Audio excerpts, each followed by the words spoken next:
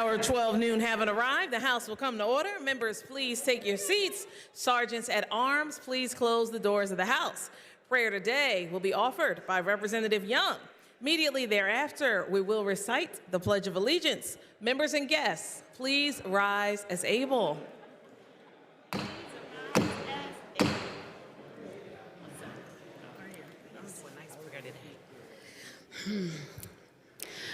Lord, thank you so much. Thank you so much for allowing us to rise just one more day.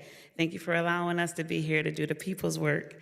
I thank you for giving us the grace and the presence of your mercies and your presence and letting us know that without you, we can do all things. Thank you for allowing us to get in our seats and have our titles and wear them proudly as we are here to represent the people. And I pray that you continue to keep us mindful that we are here to represent people. We're here to be those voices who are not able to understand the value of their voices as of yet. So we are going to keep them in mind as we are legislating, as we are supporting each other, as we are negotiating, and as we are ultimately looking forward to making sure that we are concluding the people's business by passing a budget. So continue to help us be mindful that without you, all things are possible. And together, we can do so many great things. In Jesus' name I pray, amen.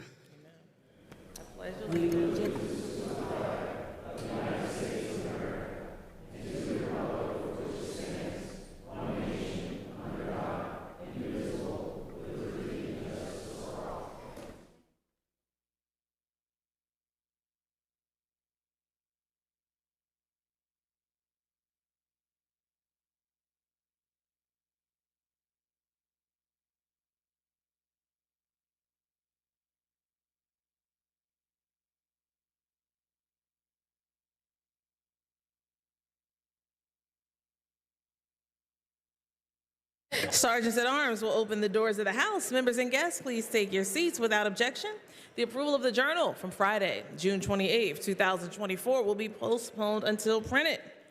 Colleagues, if you can take your seats, we only have a few guests here this morning.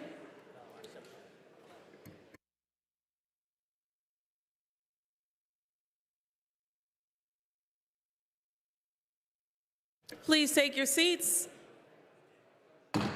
The House will come to order. Colleagues, please take your seats.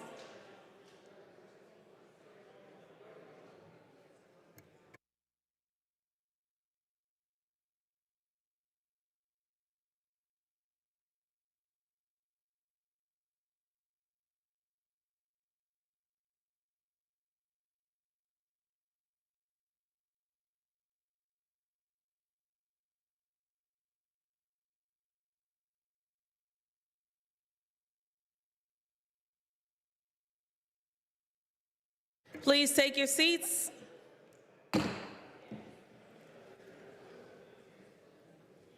This morning or early afternoon, our colleague that serves Cumberland County, Representative Cutts, has his family seated to the left of the Speaker's rostrum.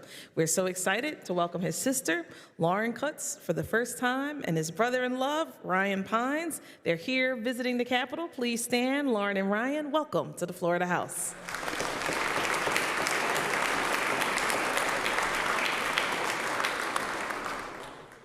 In the gallery, our colleague that serves Center County, Representative Tay Keck, has some of his district office staff here today. We're thrilled to welcome Meg Waddell. She is in Harrisburg, seated in the gallery with her lovely mother, Linda, who is visiting all the way from Tennessee. Welcome. We're so grateful to have you.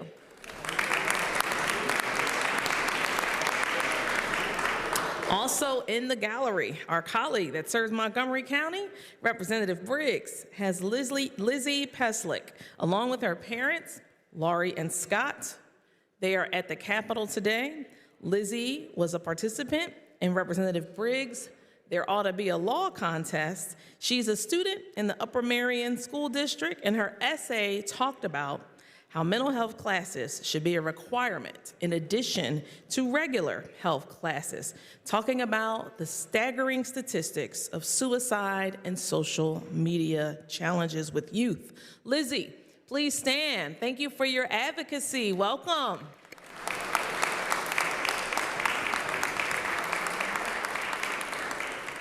Our colleague that serves York, Representative Fink, has some special guests in the gallery. Her district office team member, Jolene Thiel, is here along with her legislative district office intern, a high school student, Caden Pugh, who's going to be a junior at the Pennsylvania Cyber Charter School this upcoming fall. Jolene and Caden, please stand. Welcome to the floor of the House.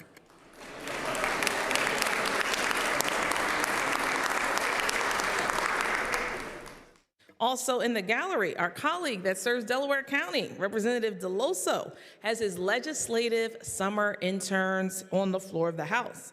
We are thrilled to welcome Andrea Neal, a senior at St. Joe's University, and Connor Peterson, a St. Joe's University student as well. Legislative interns, Andrea and Connor, please stand. Welcome to the floor of the House.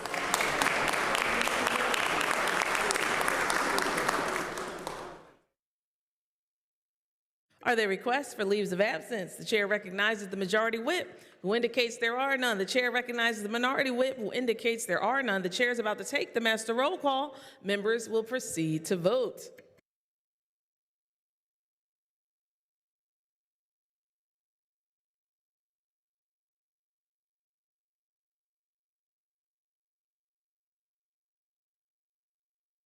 Have all the members voted?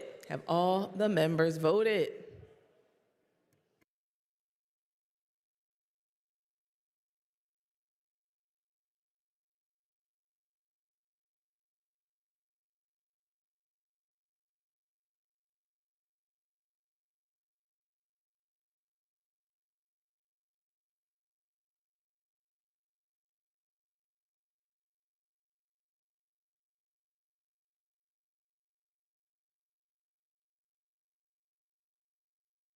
Clerk will record the vote. 202 members having voted on the master roll call. A quorum is present. Chair is in receipt of the following reports, which the clerk will now read.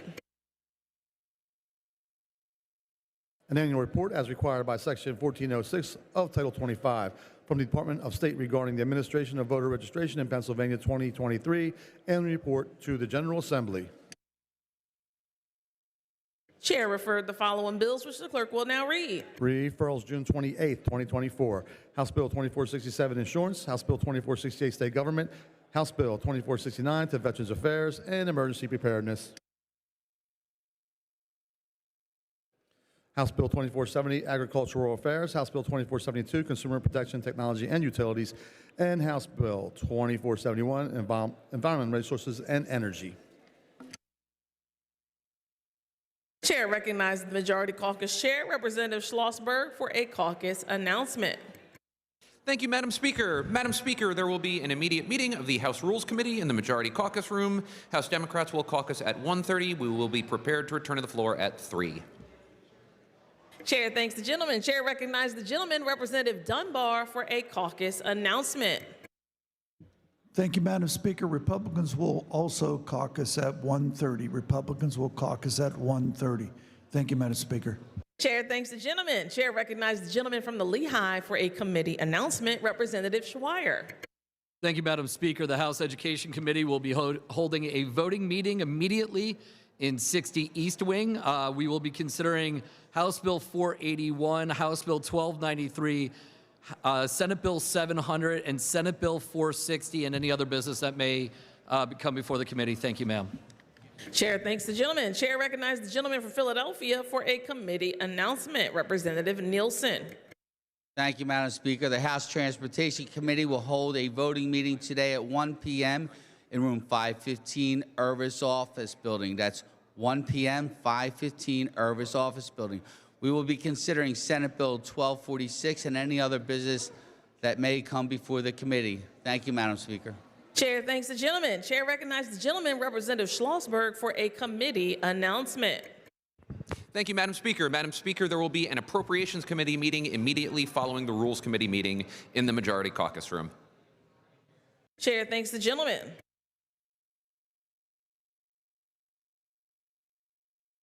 House stands in recess until 3 o'clock p.m. unless sooner recalled by the Speaker.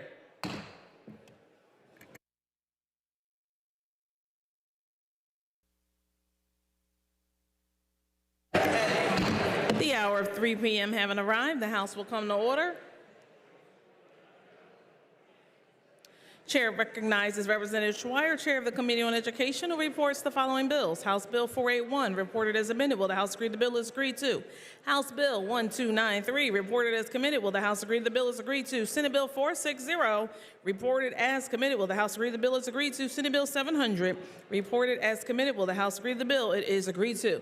Chair recognizes Representative Nielsen, Chair of the Committee on Transportation, who reports the following bill. Senate Bill 1246, reported as committed. The House agreed the bill is agreed to. The chair recognizes Representative Bradford, Chair of the Committee on Rules, who reports the following bills. House Bill 127, re-reported as committed. Will the House agree the report is agreed to? House Bill 2232, re-reported as committed. Will the House agree the report is agreed to? House Bill 2269, re-reported as committed. Will the House agree the report is agreed to? House Bill 2339, re-reported as committed. Will the House agree the report is agreed to? House Bill 2344, re-reported as committed. Will the House agree the report is agreed to? And finally, House Bill 2453, re-reported as committed. Will the House agree the report is agreed to? The chair recognizes Representative Harris, Chair of the Committee on Appropriations, who reports the following bills. House Bill 1168, re-reported as committed. Will the House agree the report is agreed to? House Bill 1977, re-reported as committed. Will the House agree the report is agreed to? House Bill 1990, re-reported as committed. Will the House agree the report is agreed to? House Bill 2175, re-reported as committed. Will the House agree the report is agreed to? House Bill 2180, re-reported as committed. Will the House agree the report is agreed to? House Bill 2283, re-reported as committed. Will the House agree the report is agreed to? House Bill 2288, re-reported as committed. Will the House agree the report is agreed to? House Bill 2358, re-reported as committed. Will the House agree the report is agreed to? House Bill 2364, re-reported as committed. Will the House agree the report is agreed to? House Bill 2378, re-reported as committed. Will the House agree the report is agreed to? House Bill 2420, re-reported as committed. Will the House agree the report is agreed to? House Bill 2429, re-reported as committed. Will the House agree the report is agreed to? House Bill 2433, re-reported as committed. Will the House agree the report is agreed to? Senate Bill 149, re-reported as committed. Will the House agree the report is agreed to? Senate Bill 464, re-reported as committed. Will the House agree the report is agreed to? Senate Bill 645, re-reported as committed. Will the House agree the report is agreed to? Senate Bill 1173, re-reported as committed. Will the House agree the report is agreed to? Chair recognizes the Majority Leader, who calls up House Bill 1990, printer's number 3442, on page 2 of Supplemental Calendar B. Will the House agree the bill is agreed to? The clerk will read the title and a brief description of the bill. This bill requires seizure recognition and first aid training for school nurses and professional employees. This bill has been considered on 3 different days and agreed to. The question is, shall the bill pass the House finally?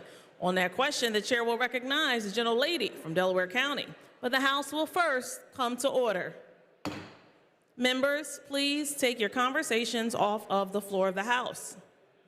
Question recurs on final passage. Will the House finally pass House Bill 1990? On that question, the chair recognizes the maker of the bill, the gentlelady from Delaware County, and asks all members to take your conversations off the floor of the House. You can talk freely, but there are people who want to hear this debate, and they are in the gallery and they're on the floor. So if you could please just take your conversations off the floor and have your seats. On that question, the chair recognizes the maker of the bill, the gentlelady from Delaware County, Representative Kazim. Thank you, Madam Speaker. I rise today before you all to discuss the importance of House Bill 1990, a legislation aimed at enhancing the safety and well-being of our students across Pennsylvania. Epilepsy is a lifelong brain disorder that causes seizures that can occur without warning. It affects more than 133,000 Pennsylvanians of all ages and backgrounds, though it typically first develops during preschool and elementary school years. To this unpredictable nature of seizures, it is imperative that all school professionals are well-versed in this proper procedures to identify and respond to a seizure in progress. Currently, our state law permits school nurses and school professional employees the option to complete training relating to responding to a student having a seizure, but it does not require this training. Currently, we do not have enough school nurses, and unfortunately, there are some school districts that do not have a school nurse present. Considering the serious consequences that can arise from an improper, untrained response, we need to take this a step further. This training will be free of cost and will cover the signs and symptoms of a seizure and how to provide first aid treatment if a student experiences a seizure. This bill is not just talking about only compliance, but is about protecting the safety of our children statewide. Our children.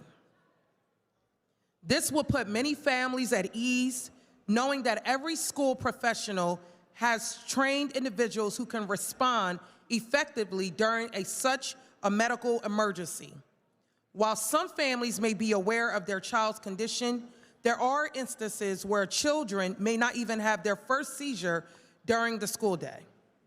This legislation will empower our school professionals with the training that they need to provide a swift and trained response to such incidents.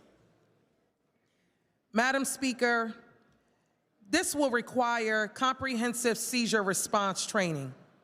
We are taking a proactive step as legislators in ensuring that our schools are equipped to handle medical emergencies effectively.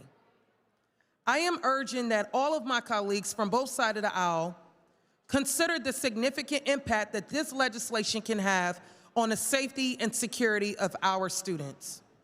Madam Speaker, I just want to end it off with saying, if I can get everyone's attention, Madam Speaker. The House will come to order. Members, take your conversations off of the floor. Sergeants at arms, please clear the aisles. The gentlelady, like every member in this chamber, should be heard. Thank you, Madam Speaker. I just want to leave with the final thoughts. Every time we're here in the General Assembly, we always give our prayers before we begin. And when I'm on the road and I come here, there may be other legislators that may feel the same. You know, my prayer every day when I'm on the road is that I don't get the call that I have to come back, which has happened in the past, to run back to the school to get my son because we don't have a proper plan in place for his seizures. Because every staff member is not fully trained. As we know, there are shortages right now, even in our school districts, even when it comes to nurses. So they cannot be the only ones that are responding to a crisis. In some of these cases, there have been children that have unfortunately passed away. And some of you guys probably know loved ones or know anyone that may have experienced seizures. They are that close to death, God forbid. So with that being said, with all of the concerns around the requirements of our schools, I think it is very imperative that we set that tone to let it be known that we are here to protect our students. And that, like most of us that are here, we are parents first. So we have to make sure that the safety and the well-being of our children are put as a priority. This is a disorder that doesn't just happen when they're children. Many of them, when they become adults, seizures come back. Some people can't drive with it. Some people can't have certain type of careers behind it, no matter the effort that they put in. So I'm just asking that you guys think about my son. You guys think about many children that are living with epilepsy or even have seizures, and think about the many adults, your family members, your friends, your coworkers, some of your staff who may even experience seizures. And just think about what this can do for their children, for our children, if they have the proper training in place to make sure that they are saved and we don't end up with that phone call that no parent will want to get. Thank you, Madam Speaker. Chair thanks the maker of the bill. On that question, Chair recognizes the gentleman from Chester, Representative Williams.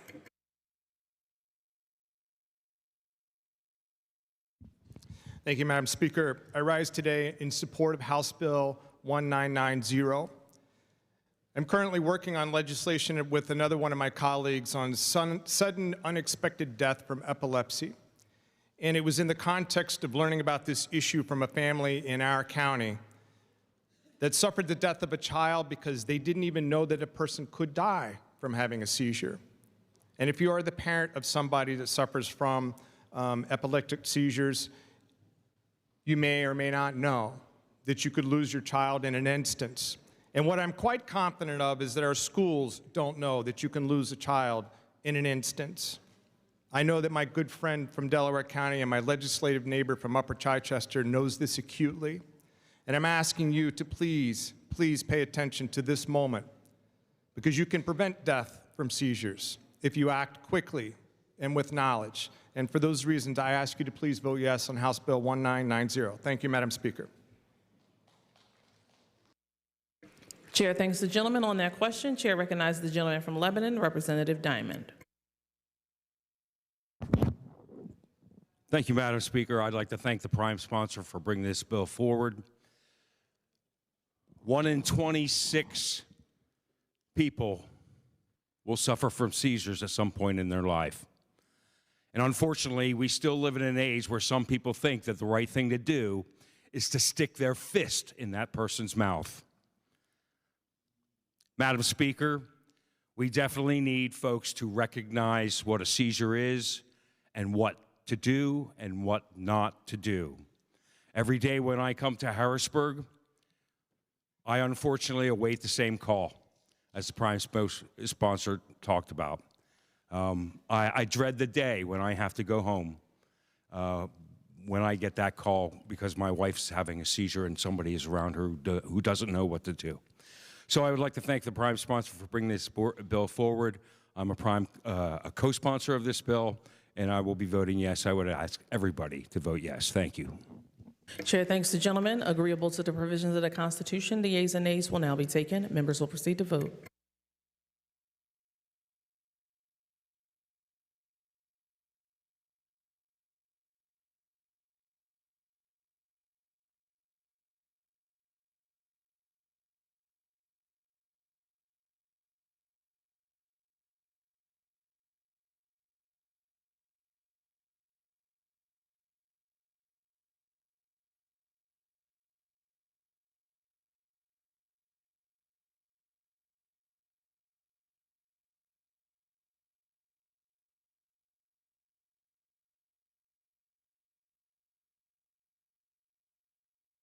Have all the members voted? Have all the members voted?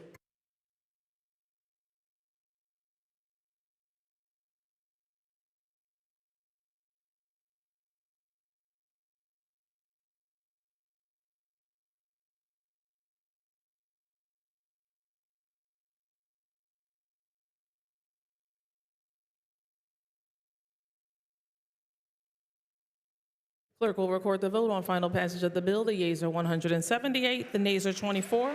Majority required by the Constitution having voted in the affirmative. The bill passes the House finally, and the clerk will present the same to the Senate for concurrence. For the information of the members, this afternoon, the gentlelady from Delaware County has some special guests in the gallery. From the Epilepsy Foundation of Eastern Pennsylvania, please stand. And on the left of the speaker's rostrum, we have the Vice President of Programs and Advocacy from the Epilepsy Foundation, Rena Laughlin, along with Beth Scolas and Jessica Rossini. Jessica's son, Dominic, is here, and Jess and her mother, Beth, are teachers, and we are so glad to have all of these folks here on the floor of the House this afternoon. Thank you for being here.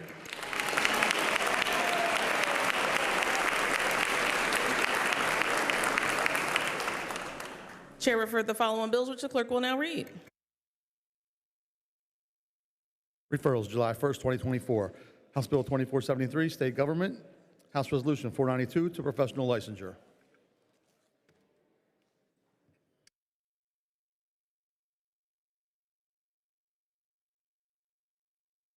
Colleagues, please take your seats. Sergeants at arms, please clear the aisles.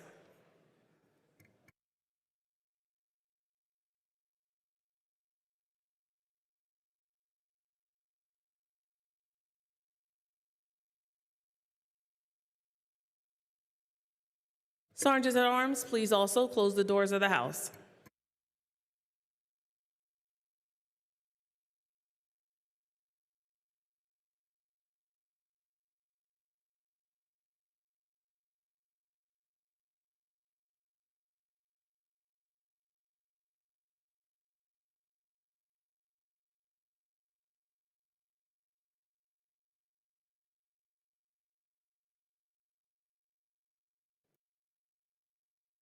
Colleagues, please take your seats. The chair has a special acknowledgement at this time that is very serious in nature.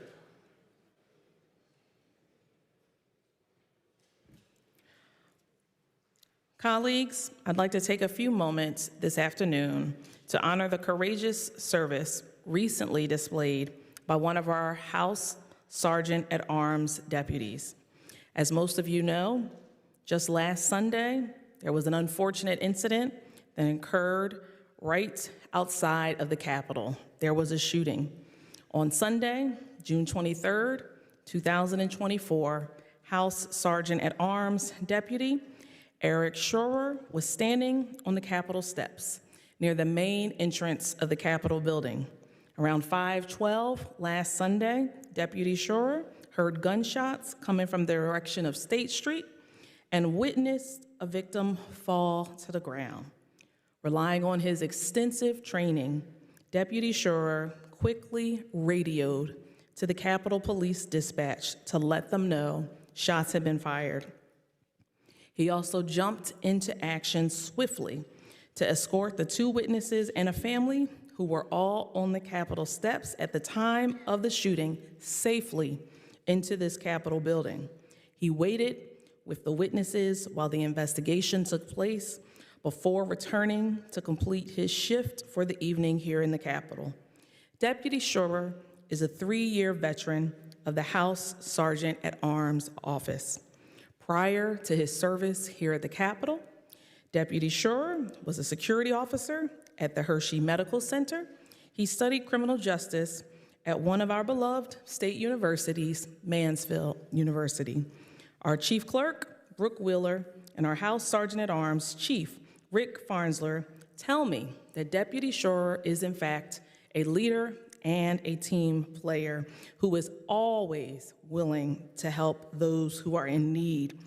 Members, please join me this afternoon in thanking Deputy Schroer for his quick, decisive actions on the evening of June 23rd for helping to protect members, staff, visitors, all who are in and out of this hallowed building every day. He's in the rear of the House. Please wave your hand. Thank you.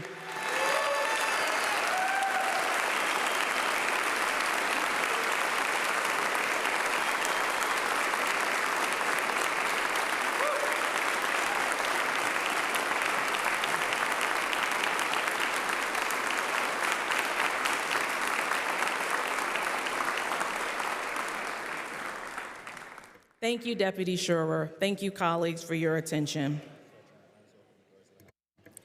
Sergeant at Arms, please open the doors of the House.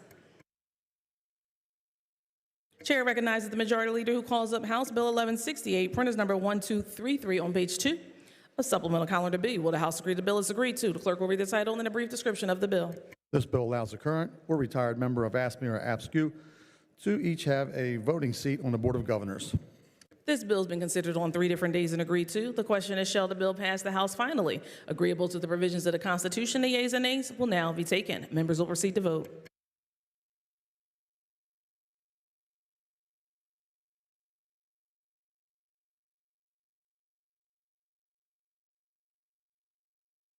Have all the members voted? Have all the members voted?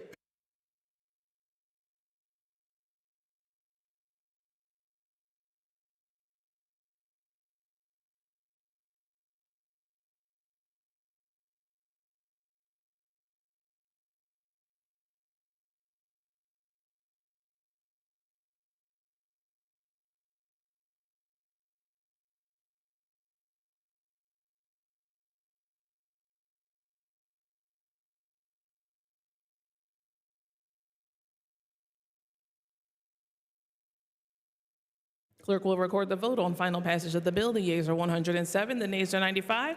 Majority required by the Constitution having voted in the affirmative. Bill passes the House finally, and the clerk will present the same to the Senate for concurrence. The chair recognizes the Majority Leader who calls up House Bill 1977, printers number 3301 on page 2 of Supplemental Calendar B. Will the House agree the bill is agreed to? Clerk will read the title and a brief description of the bill.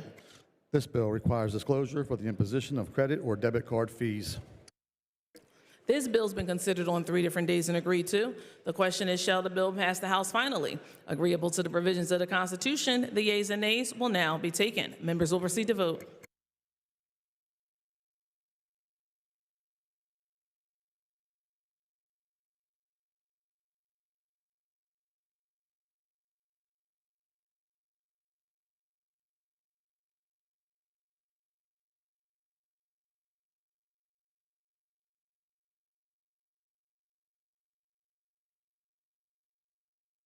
Have all the members voted? Have all the members voted?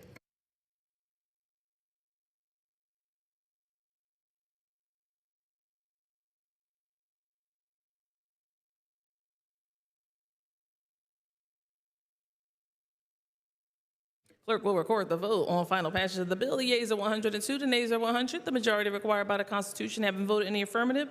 The bill passes the House finally, and the clerk will present the same to the Senate for concurrence. The chair recognizes the Majority Leader who calls up House Bill 2175, printers number 3305 on page 2 of Supplemental Calendar B. Will the House agree the bill is agreed to? Clerk will read the title and a brief description of the bill. This bill creates a permanent office of child advocate within the Department of Human Services. This bill's been considered on 3 different days and agreed to. The question is, shall the bill pass the House finally? On that question, the chair recognizes the gentlelady from Chester, Representative Sappy, the maker of the bill. Thank you, Madam Speaker. I rise today in support of House Bill 2175, legislation that would make permanent the Office of Child Advocate in Pennsylvania. This bill is the product of many years of collaboration by several legislators in the House and the Senate, numerous child welfare advocacy groups, law enforcement officials, educators, and healthcare professionals. Unlike the Department of Aging, which has had an ombudsman for advocates for older Pennsylvanians for decades, the Office of Child Advocate is not currently a permanent office in our Commonwealth. It exists by executive decree that could be dismantled at any time by a future administration. This bill makes permanent the Office of Child Advocate and defines the role and scope of authority of the Child Advocate. The number of children in our state that are subject to horrific abuse and neglect deserve to have someone in their government that is dedicated to education and prevention of abuse. They deserve to have someone who can work across agencies on their behalf to uncover abuse to ensure that those that commit these heinous crimes are adjudicated. The victims of child abuse deserve intervention and treatment, and they deserve to have someone in their corner making sure their education continues with the accommodations they most likely need. Again, I'm very grateful to everyone who's worked on this legislation over many, many years.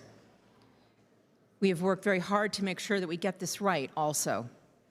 It is my most fervent hope, and I'm sure it is of yours as well, that for the sake of our most precious citizens, our children, we finally join other states with a permanent Office of Child Advocate. Thank you.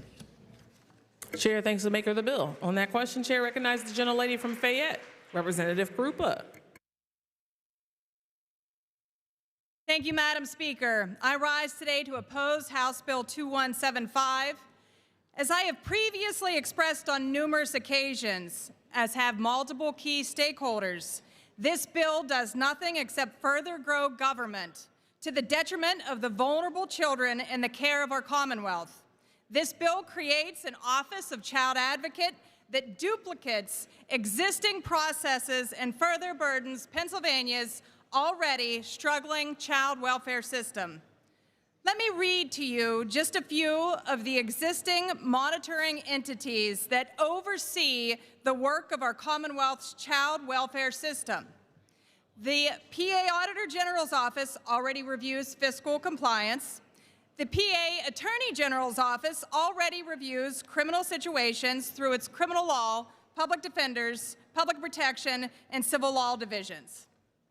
The DHS Office of Children, Youth, and Family already reviews, investigates, and licenses the county agencies and private providers who contract with them and investigates any reported complaints. The DHS Office of Mental Health and Substance Abuse Services already reviews, investigates, and licenses contracting county agency and private providers. Multiple departments within each county monitor the programs with which they contract and will deploy staff to interview, investigate, or look into any complaints or concerns. I am deeply concerned that establishing the Office of Child Advocate in statute will only create more bureaucracy and will do nothing to actually address the real problems occurring in our child welfare system. This is not the way to effectuate real improvements, which is exactly what the children of our Commonwealth are counting on us to do, to make real improvements. In the near future, I will be introducing legislation seeking to establish a Children and Youth Cabinet, which will increase communication and a collaboration across departments and agencies working within our child welfare system. The gentlelady will suspend. The question before the House recurs whether or not House Bill 2175 will pass finally, not on legislation that you intend to introduce. If the gentlelady can contain her remarks to whether or not House Bill 2175 will pass the House finally. Thank you. Thank you, Madam Speaker. In opposition to House Bill 2175, I must note that the proposed legislation does nothing to increase communication or collaboration across departments and agencies that work within our child welfare system. All it does is increase administrative burden. I oppose House Bill 2175, and I encourage my colleagues to do the same. Thank you. Chair thanks the gentlelady. Agreeable to the provisions of the Constitution, the yeas and nays will now be taken. Members will proceed to vote.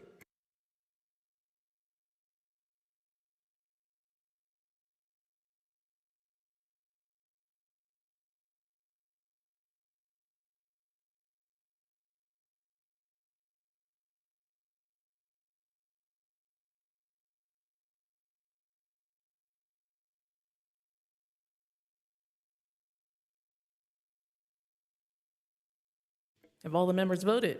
Have all the members voted?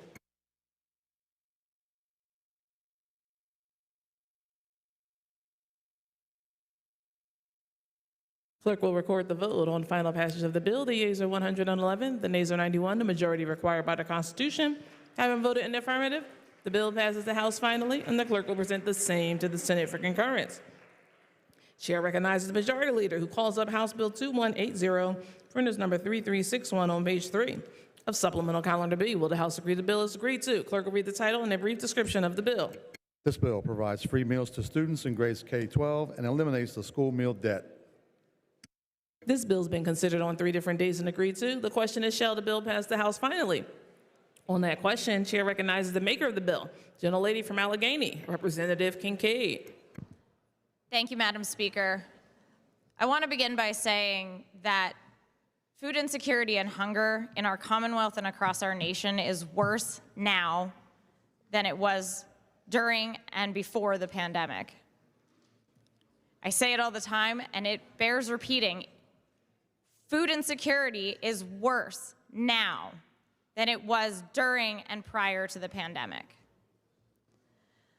This bill simply allows us to ensure that kids can eat when they are in school, regardless of whether or not they can pay. This helps them to be able to learn, to take advantage of opportunities.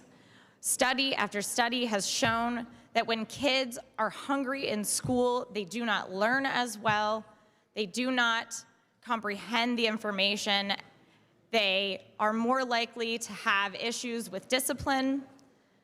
And this is a simple step to make sure that kids are not the ones who are bearing the brunt of decisions made by adults. This bill also prohibits school lunch debt shaming, which is happening in our Commonwealth. Parents received a letter in the Wyoming Valley West School District saying that Children and Youth Services would be contacted if their debt was not paid. We are threatening to send kids to foster care because of school lunch debt. There are kids that have been suspended for theft, for eating meals that they could not afford. They are given hand stamps and wristbands, and they have letters stapled to their shirts. And all of this identifies these kids as different from their peers. And I think we all know that in school, when you are different, you become a target. And it is hard enough to be a kid in school without having a target quite literally on your back. Kids should not be the vehicle by which adults in the administration of a school are communicating with parents about outstanding debt. And we can address that. And we had this law in place, and we undid it, and it is time to put it back in place. But it is also time to provide our schools with the supports to be able to ensure that they can feed kids without having to take funds from other areas in order to cover those debts. Kids should not be the ones that are responsible for addressing school lunch debt. No kid chooses the family that they are brought up in. They don't choose the circumstances that they belong in. And they should not be punished by not being able to eat or by being given an alternative meal like a bologna sandwich while all their peers have hot food that fills their bellies. This is a very simple bill that helps our school districts, it helps kids, and it helps to connect families with the resources that they need in order to ensure that they can feed their kids. So I would ask for an affirmative vote. Thank you, Madam Speaker. Chair thanks the maker of the bill. Agreeable to the provisions of the Constitution, the yeas and nays will now be taken. Members will proceed to vote.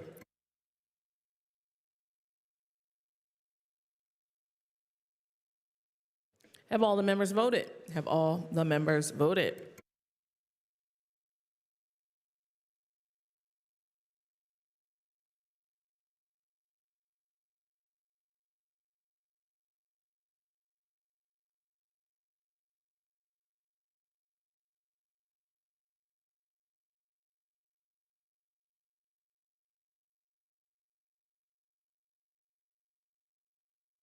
Clerk will record the vote on final passage of the bill. The yeas are 118, the nays are 84. Majority required by the Constitution having voted in the affirmative, the bill passes the House finally, and the clerk will present the same to the Senate for concurrence. Chair recognizes the Majority Leader who calls up House Bill 2283, printers number 3443, on page 3 of Supplemental Calendar B. Will the House agree the bill is agreed to? Clerk will read the title and a brief description of the bill. This bill provides protections from operating room surgical smoke. This bill has been considered on 3 different days and agreed to. Question is, shall the bill pass the House finally? On that question, the chair will recognize the maker of the bill, gentleman from Philadelphia, Representative Khan.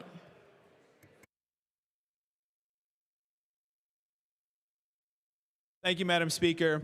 It's an honor to have worked on this bill with Representative Bonner, who will speak after me. This bill basically encourages hospitals to implement policies to prevent healthcare workers from surgical smoke. Unfortunately, our nurses, our surgeons, and people who are working in the operating room are being exposed to smoke when the cauterization occurs. And that burning flesh is actually very toxic. In fact, for healthcare workers, it can be equivalent to inhaling 30 cigarettes during a shift. And so this bill will help prevent that. It will protect patients. It'll protect healthcare workers. Again, very honored to work with Representative Bonner to work on this bill to protect nurses, healthcare workers and patients. Thanks a lot. I encourage a yes vote on this bill. Thank you. Chair thanks the maker of the bill. On that question, Chair recognizes the co-prime sponsor, gentleman from Mercer, Representative Bonner. Thank you, Madam Speaker. House Bill 2283 is an excellent bill that promotes and ensures safety of our patients, hospital staff, and physicians in the surgical rooms. I thank and congratulate the prime sponsor of this legislation. This bill requires the use of a handheld surgical tool as tissue is being cauterized during the surgical procedure to remove the smoke from the surgical site. In the absence of the use of this particular device, the surgical staff is exposed to carcinogens equivalent to smoking a pack of cigarettes each day, a risk that no one should encounter for helping others recover from serious surgical conditions. The cost of this handheld surgical tool is minimal, as the air evacuation system, the HVAC system, is not used in this particular process, but rather a tool right there at the surgical cut site.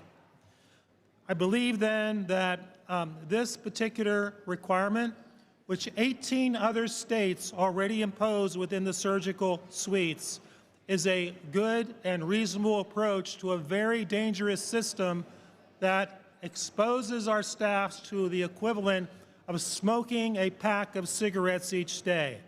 No one should be asked to incur that risk as they are helping others to address serious health problems. And I would ask for your support for this legislation. Thank you. Chair thanks the co-prime sponsor of the bill. On that question, Chair recognizes the gentleman from Allegheny, Representative Vinkett.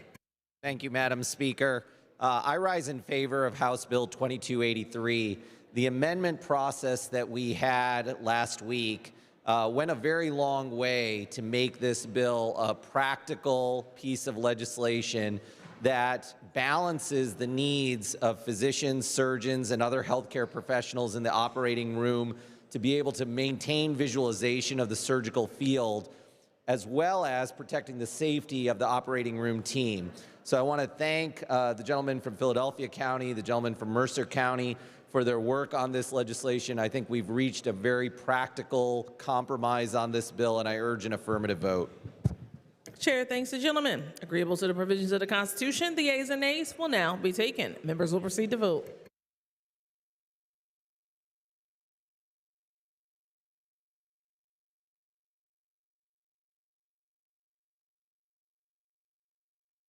Have all the members voted? Have all the members voted?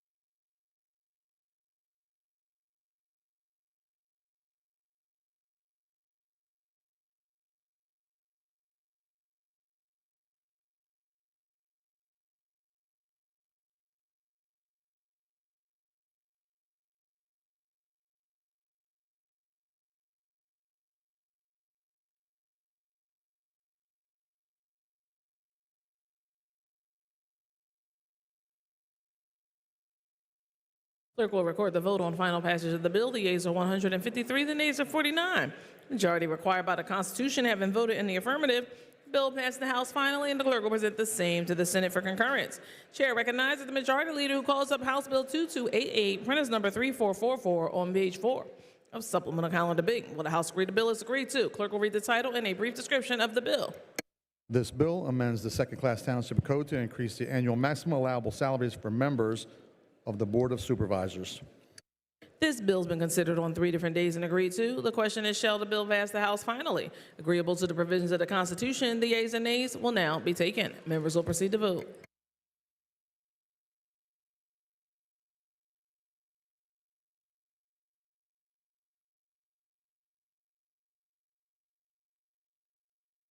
Have all the members voted? Have all the members voted?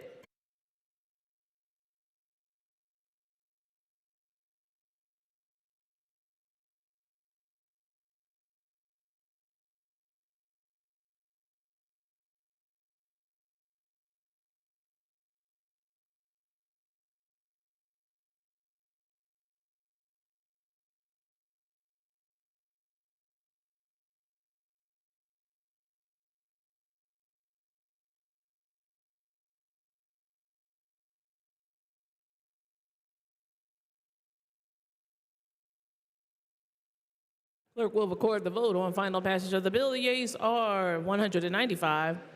Nays are 7. Majority required by the Constitution having voted in the affirmative. Bill passes the House finally, and the clerk will present the same to the Senate for concurrence. Chair recognizes the Majority Leader who calls up House Bill 2358, printers number 3226, on page 3 of Supplemental Calendar B. Will the House agree the bill is agreed to? Clerk will read the title and a brief description of the bill. This bill increases the annual program cap for the Historic Preservation Tax Credit.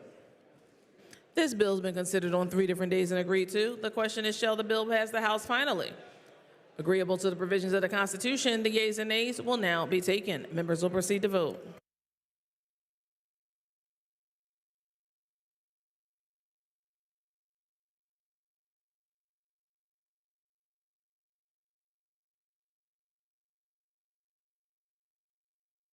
Have all the members voted? Have all the members voted?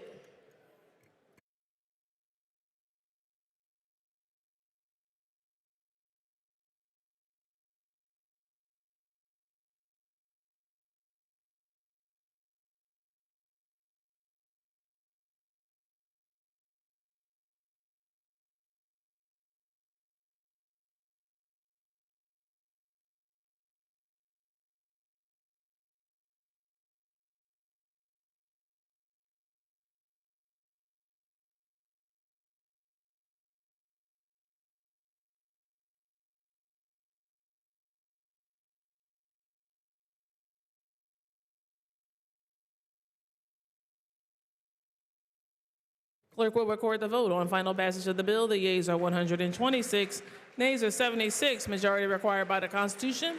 Having voted in the affirmative, the bill passes the House finally. Clerk will present the same to the Senate for concurrence. Chair recognizes the Majority Leader who calls up House Bill 2364, printed number 3445, on page 5 of Supplemental Calendar B. Will the House agree the bill is agreed to? Clerk will read the title and a brief description of the bill. This bill amends Title 75 to provide for refundable registration fee for motorcycle safety education program. This bill's been considered on 3 different days and agreed to. The question is, shall the bill pass the House finally? Agreeable to the provisions of the Constitution, the yeas and nays will now be taken. Members will proceed to vote. Have all the members voted? Have all the members voted?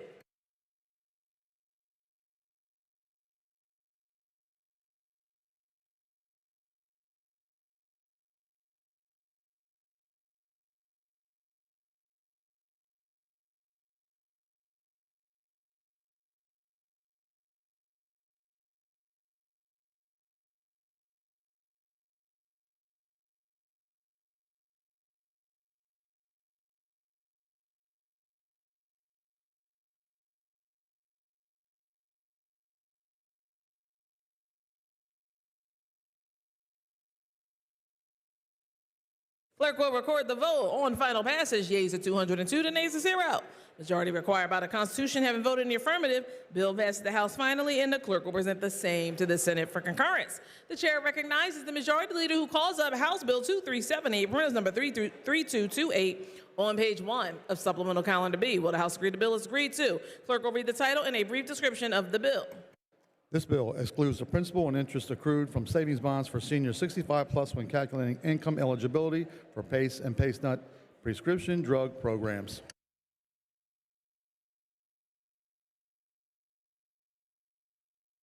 Bill's been considered on 3 different days and agreed to. Question is, shall the bill pass the House finally? On that question, chair recognizes the maker of the bill, gentleman from Allegheny, Representative Abney. Thank you, Madam Speaker. I rise in support of House Bill 2378. I want to extend my gratitude to the Chair of Aging and Older Adult Services, the gentlelady from Monroe County and her staff for moving this bill through her committee. Madam Speaker, this legislation provides yet another opportunity to help our older loved ones participate in the PACE and PACENet programs. In short, it excludes the principal and any interest accrued from savings bonds for seniors 65 and older when calculating their income eligibility for PACENet prescription drug programs. For those of you who are not familiar, PACE and PACENet provide critical assistance with the cost of medications for older adults. These programs have helped millions of Pennsylvanians afford prescription drugs and are funded entirely by the Pennsylvania Lottery. Madam Speaker, we know that there have been many dramatic increases in the cost of prescription drugs, far above the rate of inflation or last year's Social Security COLA. Individuals who have the foresight to buy savings bonds and are cashing them in should not lose eligibility for the important benefits provided by PACE and PACENet.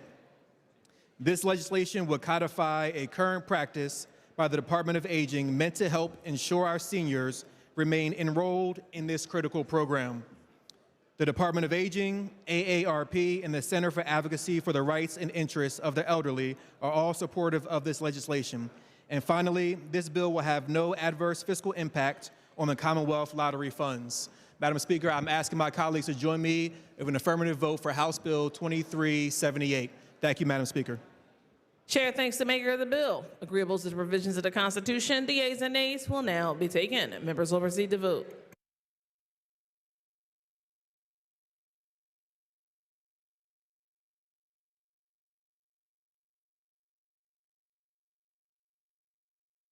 Have all the members voted? Have all the members voted?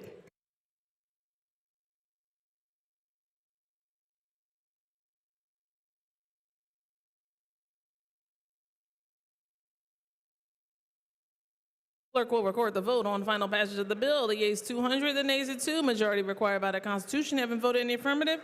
Bill passes the House finally, and the clerk will present the same to the Senate for concurrence. The chair recognizes the majority leader who calls up House Bill 2420, printers number 3382 on page 1 of supplemental calendar B. Will the House agree the bill is agreed to? Clerk will read the title and a brief description of the bill.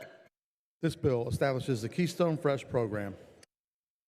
This bill has been considered on 3 different days and agreed to. The question is, shall the bill pass the House finally? On that question, chair recognizes the maker of the bill, gentleman from Philadelphia, Representative Burgos.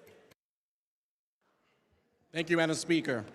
I rise today in support of House Bill 2420, legislation establishing the Keystone Fresh program to increase the quantity and variety of Pennsylvania products served in school meals, opening this large market to Pennsylvania's family farms. For those who may not be aware, Pennsylvania schools have an annual federal child nutrition budget of more than $729 million, but our schools report they spend less than 2% of those funds on Pennsylvania-grown foods. The Keystone Fresh Act program will be a big step towards increasing the share of Pennsylvania's farmers and producers by offering grants to school to offset the cost of purchasing local food to expand for their meals. Additionally, House Bill 2420 provides funding for Pennsylvania's farmers and producers for equipment and other technical assistance needed to sell their products to schools, which they have struggled to access due to meal standard requirements and competition with larger distributors. Instead of being overshadowed by these large corporations, Pennsylvania farmers would now have a consistent and reliable market for their products. This steady demand will help them grow their businesses and create local jobs by ensuring that more dollars spent on school food remain within our state, supporting our neighbors and boosting our agricultural and local economies. In fact, a study of similar program demonstrated that for every dollar spent on local foods for school meals, local economies get $1.40 back, making this program a sound investment. Involving Pennsylvania farmers also nurtures a sense of community through the Keystone Fresh program. Schools can establish more consistent relationships with local growers, helping students learn more about where their food comes from and the importance of agriculture in their communities. That's why this bill is supported by nearly 70 organizations representing the interests of farmers, schools, child nutritionists, and faith-based organizations, including the Pennsylvania Farm Bureau, the Pennsylvania School Nutrition Association, and the Pennsylvania Cattlemen's Association. I hope you will join me in supporting House Bill 2420. Thank you, Madam Speaker. Chair thanks the maker of the bill. On that question, Chair recognizes the gentleman from Wayne, Representative Fritz. Well, thank you, Madam Speaker. Madam Speaker, I rise in support of House Bill 2420 and extend appreciation to the good representative from the 197th Legislative District as co-prime on this bill. And in fact, happy to deliver some bipartisan good karma on this July day in Harrisburg. Madam Speaker, I was lucky enough to grow up on farmland in rural Pennsylvania, and we had a gigantic garden. There was nothing like fresh, out-of-the-ground vegetables, the snap and the crunch of freshly plucked carrots, the texture and the taste of fresh-from-the-ground lettuce. Madam Speaker, House Bill 2420 facilitates bringing Pennsylvania farm-grown produce into our schools' cafeterias. Let's support our Pennsylvania farmers and our veteran-owned produce growers by voting yes on House Bill 2420. Madam Speaker, food is medicine. Childhood hunger is real, as is childhood obesity. Let's make school lunches desirable and delicious again. Vote in the affirmative on House Bill 2420 and harvest a win for Pennsylvania youngsters. Thank you, Madam Speaker. Chair thanks the gentleman. Agreeable to the provisions of the Constitution, the yeas and nays will now be taken. Members will proceed to vote.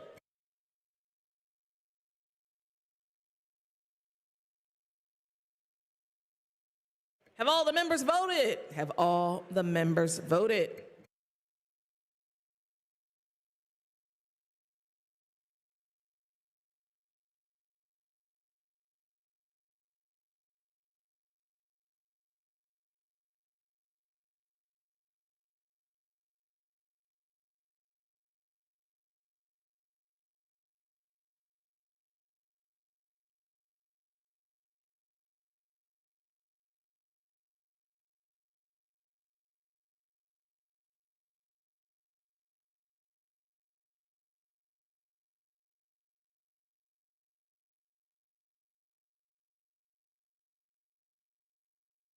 Clerk will record the vote on final passage of the bill. Yeas are 145, nays are 57. The majority required by the Constitution having voted in the affirmative, the bill passes the House finally, and the clerk will present the same to the Senate for concurrence. The chair recognizes the majority leader who calls up House Bill 2429, reference number 3343, on page 4 of Supplemental Calendar B. Will the House agree the bill is agreed to? Clerk will read the title and a brief description of the bill. This bill authorizes the Department of Corrections to establish a re-entry program under the Medical Assistance Program. This bill's been considered on 3 different days and agreed to. The question is, shall the bill pass the House finally? Agreeable to the provisions of the Constitution, the yeas and nays will now be taken. Members will proceed to vote.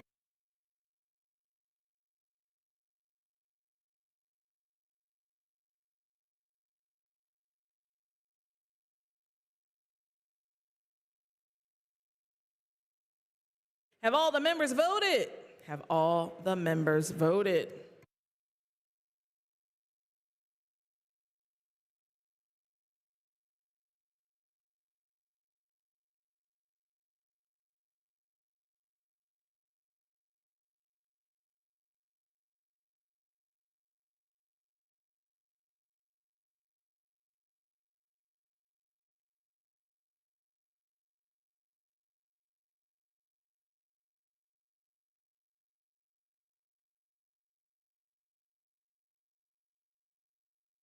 Clerk will record the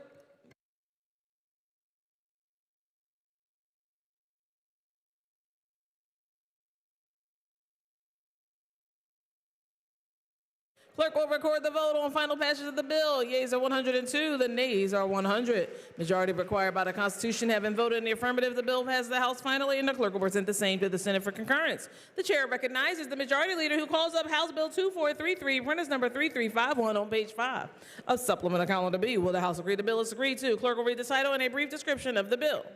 This bill prohibits corporations that are substantially foreign-owned from making expenditures and contributions in support of the success or defeat of a candidate or ballot question. This bill has been considered on 3 different days and agreed to. The question is, shall the bill pass the House finally? On that question, chair recognizes the gentleman from Montgomery County, the maker of the bill, Representative Webster. Thank you, Madam Speaker.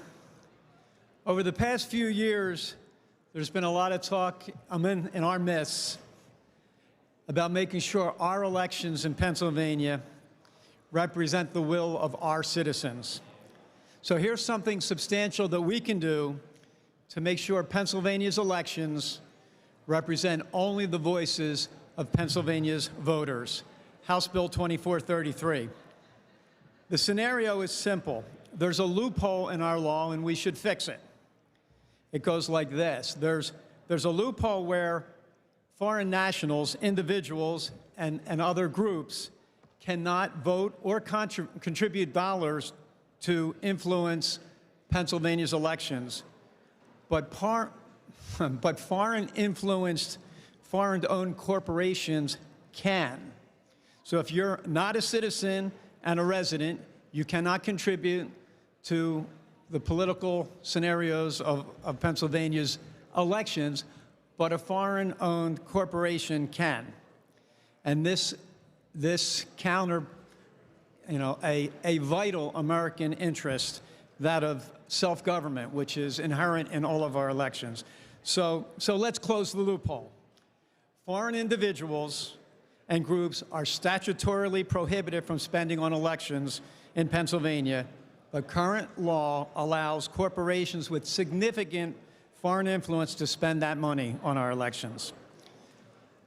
Madam Speaker, the vast majority of corporations in Pennsylvania are American-owned. This bill does not affect them. Nonprofits are already limited in the political sphere. This bill does not affect them. But there are no limits currently on corporations that have foreign influence in their ownership structure. So let's close that loophole and preserve self-government for Pennsylvania. Thank you, Madam Speaker.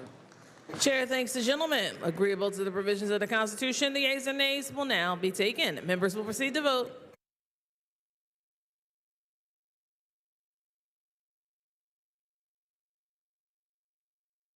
Have all the members voted? Have all the members voted?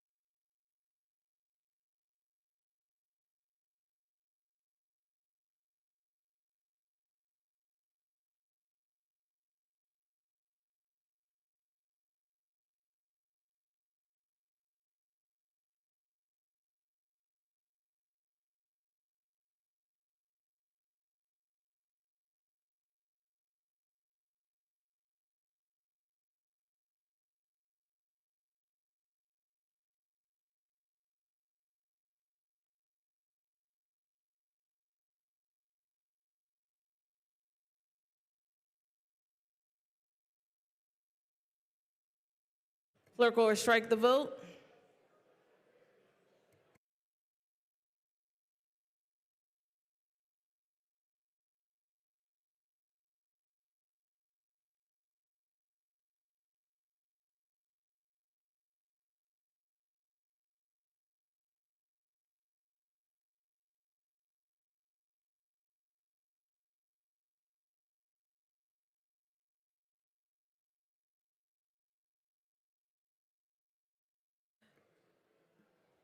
Agreeable to the provisions of the Constitution, the yeas and nays will now be taken. Members will proceed to vote.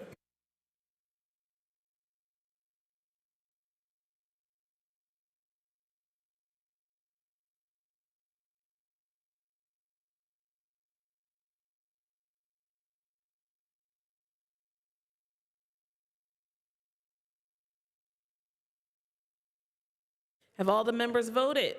Have all the members voted?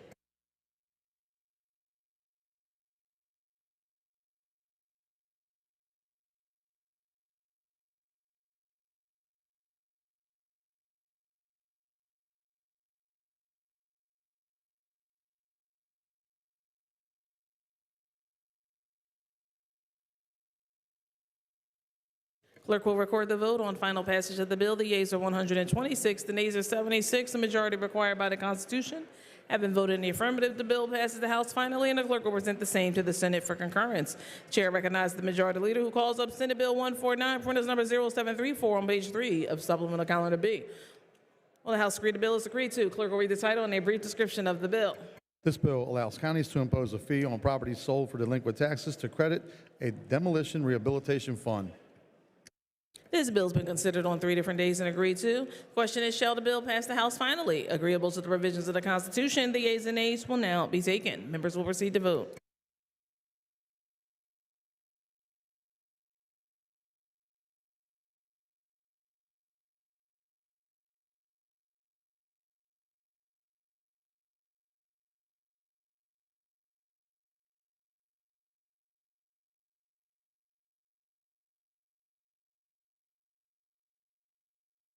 Have all the members voted? Have all the members voted?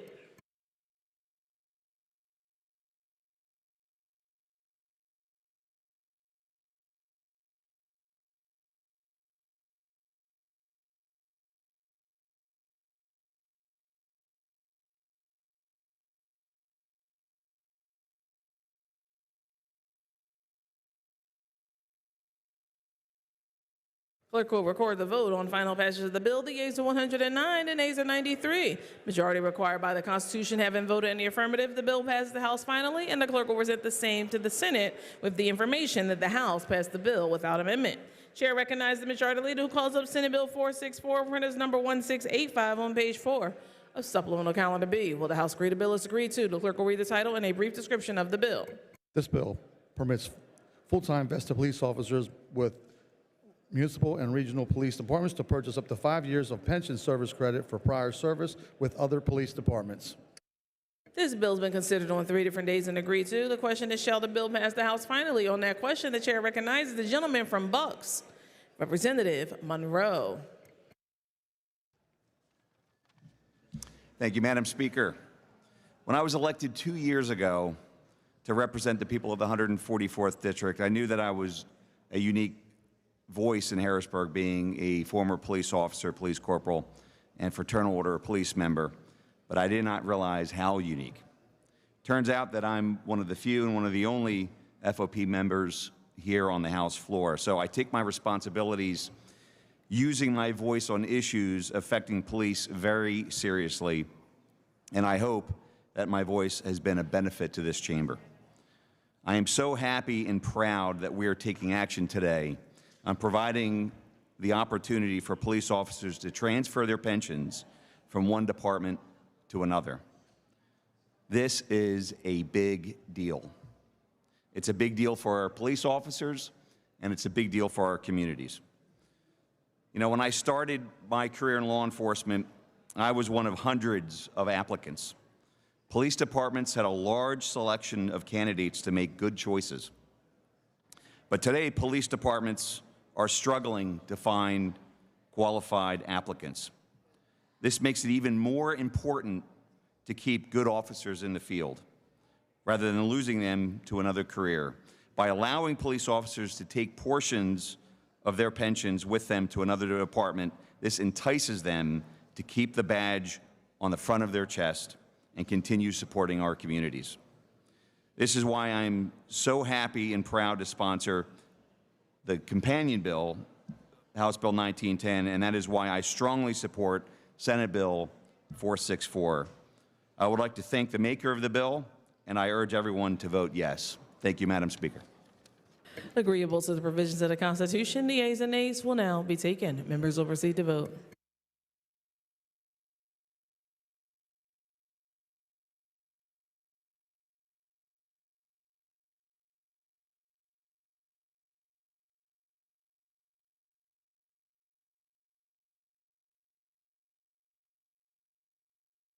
Have all the members voted? Have all the members voted?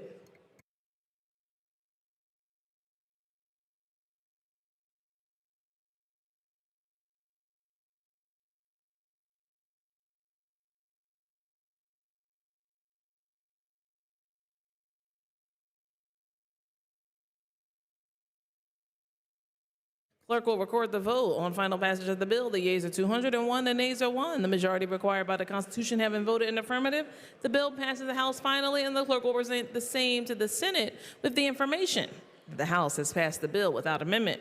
The chair recognizes the majority leader who calls up Senate Bill 645, printers number 1789 on page 4 of supplemental calendar B. Will the House agree the bill is agreed to? Clerk will read the title and a brief description of the bill. This bill provides for a 10-year limitation for acquiring title to vacant land for community gardens in a city of the first class. This bill has been considered on 3 different days and agreed to. The question is, shall the bill pass the House finally? Agreeable to the provisions of the Constitution, the yeas and nays will now be taken. Members will proceed to vote.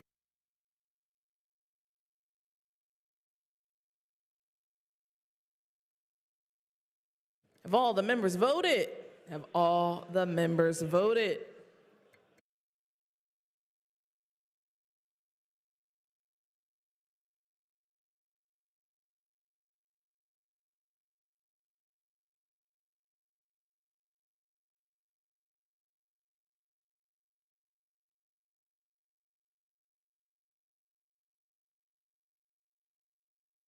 Clerk will record the vote on the final passage of the bill. The yeas are 102, the nays are 100. Majority required by the Constitution having voted in the affirmative, the bill passes finally, and the clerk will return the same to the Senate with the information that the House has passed the bill without amendment. Chair recognizes the majority leader who calls up Senate Bill 1173, printers number 1782 on page 5 of supplemental calendar B. Will the House agree the bill is agreed to? The clerk will read the title and a brief description of the bill. This bill requires licensure and disclosures in wholesale real estate transactions. This bill has been considered on 3 different days and agreed to. The question is, shall the bill pass the House finally? Agreeable to the provisions of the Constitution, the yeas and nays will now be taken. Members will proceed to vote.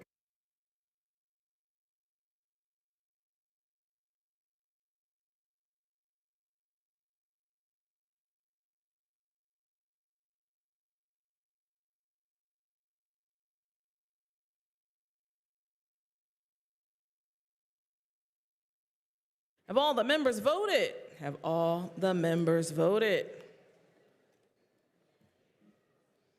Clerk will record the vote on final passage of the bill. The yeas are 202, the nays are 0.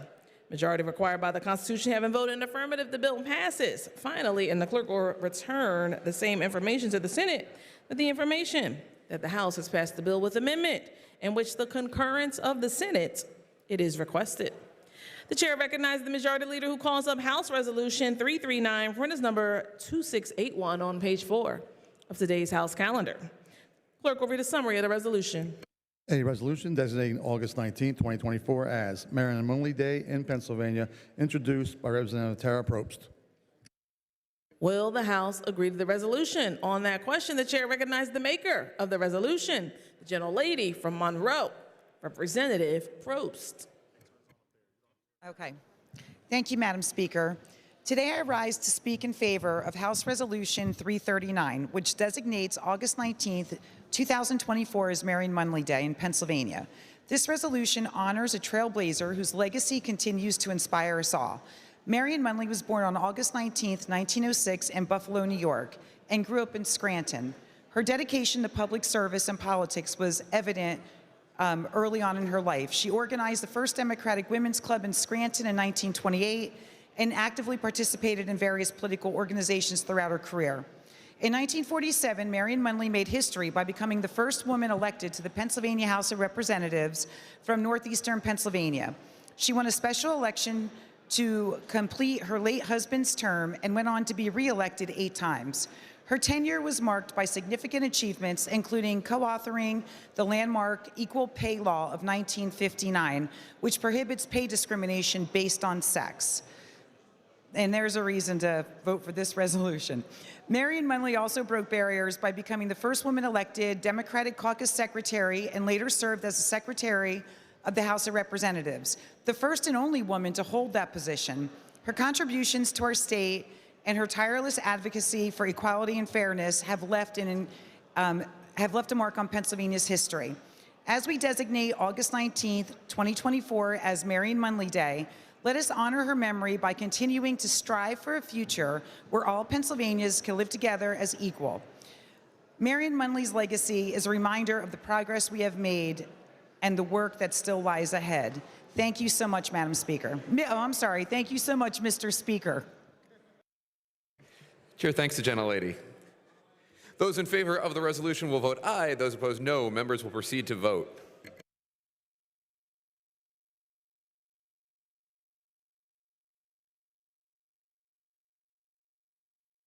Have all the members voted? Have all the members voted?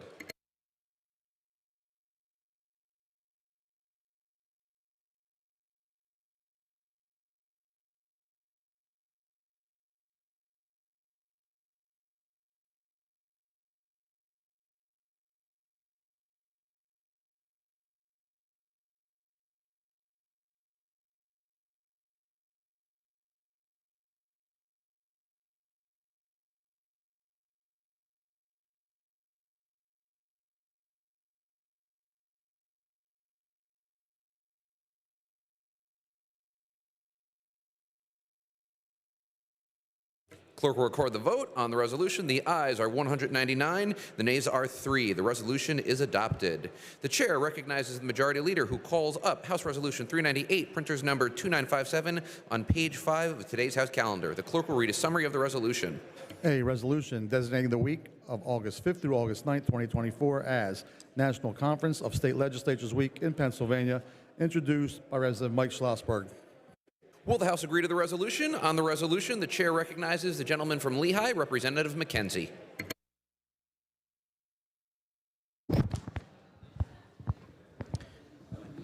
Thank you, Mr. Speaker, for calling up this resolution as we recognize NCSL Week. As the CSG East representative on the National Executive Committee for NCSL, I just want to thank you for this resolution. NCSL plays an important role for state governments and legislators across the country who join in a bipartisan fashion to do policy research and training opportunities.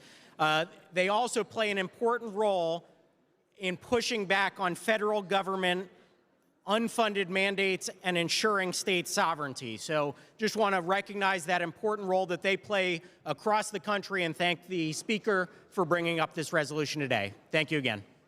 The chair thanks the gentleman. Those in favor of the resolution will vote aye. Those opposed, no. Members will proceed to vote.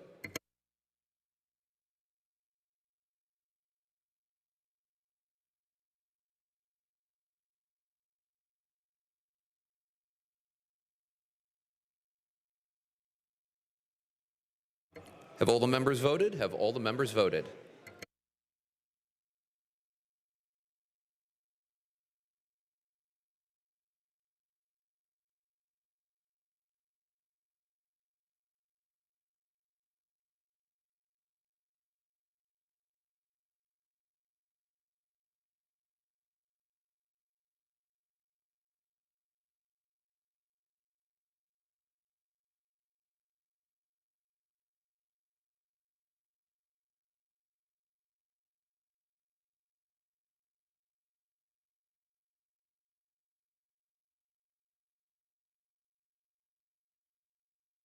Clerk will record the vote on the resolution. The ayes are 179. The nays are 23. The resolution is adopted. The chair recognizes the majority leader who calls up House Resolution 470, printers number 3268 on page 7 of today's House calendar. The clerk will read a summary of the resolution.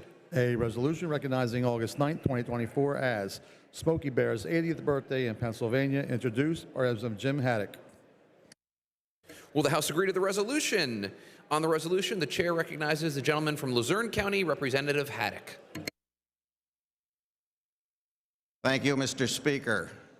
Today I rise in support of House Resolution 470, recognizing August the 9th, 2024 as Smokey Bear's 80th birthday. Smokey was created by the U.S. Forest Service and the Ad Council, and he is shared with all 50 states' forestry divisions. Smokey Bear is the longest-running public service announcement in the history of the United States. 85% of Americans can recognize Smokey Bear. His message is as important today as it was 80 years ago, teaching young and old alike how to properly extinguish campfires and matches to help preserve our forests. Smokey Bear helps tourism. The state of Pennsylvania has 16 million acres of forests, and it covers 60% of our great state. We love our green forests in Pennsylvania, and of course our fall foliage, and then our forests become a tourism attraction even in the winter when they're covered with snow. So won't you please join me in supporting House Resolution 470 recognizing Smokey Bear's 80th birthday, and remember, only you can prevent wildfires. Thank you, Mr. Speaker. The chair thanks the gentleman. On the question, the chair recognizes the gentleman from Adams County, Representative Mowell. Thank you, Mr. Speaker. I certainly agree with everything the maker said, and I will be voting for this. I just had a brief observation. We were turned down in my district office to give somebody an 80th birthday citation. 80th birthday for Smokey the Bear. I'm okay with that. Just an observation. Thank you, Mr. Speaker. Chair thanks the gentleman. Those in favor of the resolution will vote aye. Those opposed, no. Members will proceed to vote.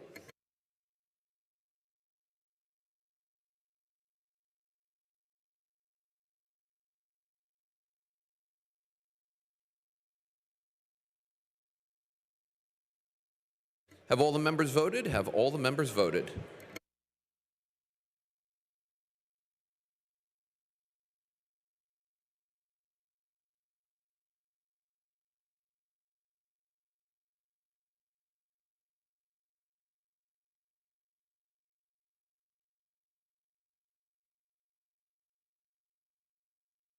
Clerk will record the vote on the resolution. The ayes are 199, the nays are 3. The resolution is adopted. The chair recognizes the majority leader who calls up House Resolution 451, printers number 3169 on page 6 of today's House calendar. The clerk will read a summary of the resolution. A resolution recognizing the week of June 17th through June 23rd, 2024 as Sanitation Workers Week in Pennsylvania, introduced by Representative Tariq Khan. Will the House agree to the resolution? It is the chair's understanding that Representative Kephart withdraws Amendment 05329. The amendment is withdrawn. The chair thanks the gentleman.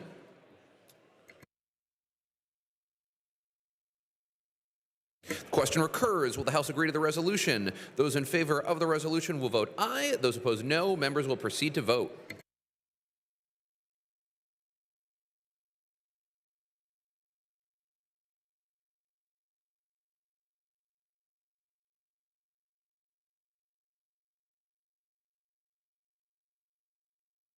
Have all the members voted? Have all the members voted?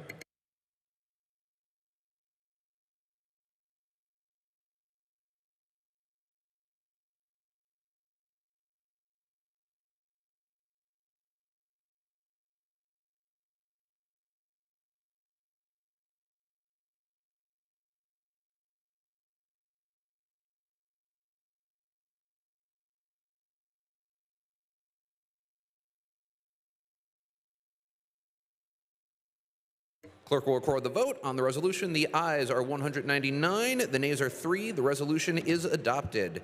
The chair recognizes the majority leader who calls up Senate Bill 1165, printers number 1534 on page 3 of today's House calendar. The clerk will read a summary of the bill. This bill requires fingerprints to be submitted with criminal history record checks for professionals in health-related fields. Will the House agree to the bill? Agreed to. The chair recognizes the majority leader who calls up House Bill 127, printers number 0110 on page 2 of Supplemental Calendar A. The clerk will read a summary of the bill. This bill amends Title 75 to provide for learner's permits and driver's licenses for homeless children and youth. Will the House agree to the bill? The chair rules the following amendment out of order for violating House Rule 20A05318. Will the House agree to the bill? Agreed to. The chair recognizes the majority leader who calls up House Bill 2012, printers number 2971 on page 3 of today's House calendar. The clerk will read a summary of the bill.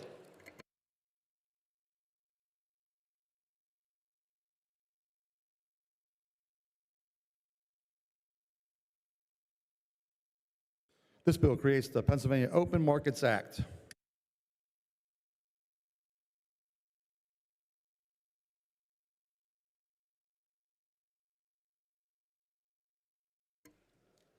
Will the House agree to the bill?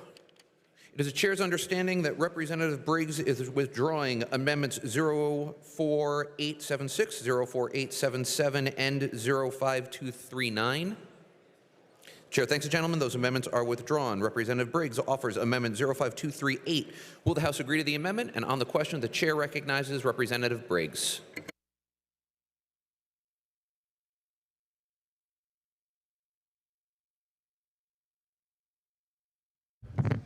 Thank you, Mr. Speaker. I rise today to urge a yes vote on Amendment 5238. Mr. Speaker, this is an omnibus amendment that largely reflects issues raised by stakeholders through meetings and many discussions and negotiations. The amendment makes many technical, non-substantive cleanup changes. Mr. Speaker, the amendment makes it clear that the Act applies to private equity funds that own healthcare facilities, and it adds dental to the definition of healthcare services. The amendment inserts language to maintain coordination and information sharing between the Office of Attorney General and the Department of Insurance, as well as the Department of Banking, and requires all Commonwealth agencies to assist the Attorney General enforcement of this chapter.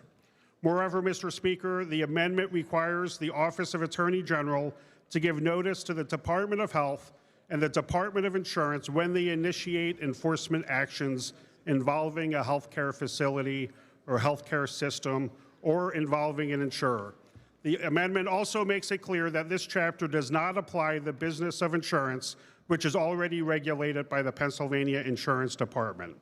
The last thing the amendment does is add a clause asserting that this chapter shall be construed in harmony with judicial interpretations of comparable federal antitrust statutes insofar as practical. Mr. Speaker, this amendment was drafted after a lot of work and collaboration with vested stakeholders, and I think this amendment addresses many of their concerns. It makes a good bill better, and I urge the members to vote yes. Thank you, Mr. Speaker. Chair thanks the gentleman. On the question, the chair recognizes the prime sponsor of the bill, the gentleman from Allegheny County, Representative Piscitano. Thank you, Mr. Speaker. I just want to rise in support of the amendment and thank Majority Chairman of the Judiciary Committee, Mr. Briggs, and his staff for all the hard work done on this bill. Antitrust law is both complex and nuanced, and there was a lot of good conversations and hard work. So I thank the gentleman and his committee staff and ask the members to vote yes on this amendment. Chair thanks the gentleman. Those in favor of the amendment will vote aye. Those opposed, no. Members will proceed to vote.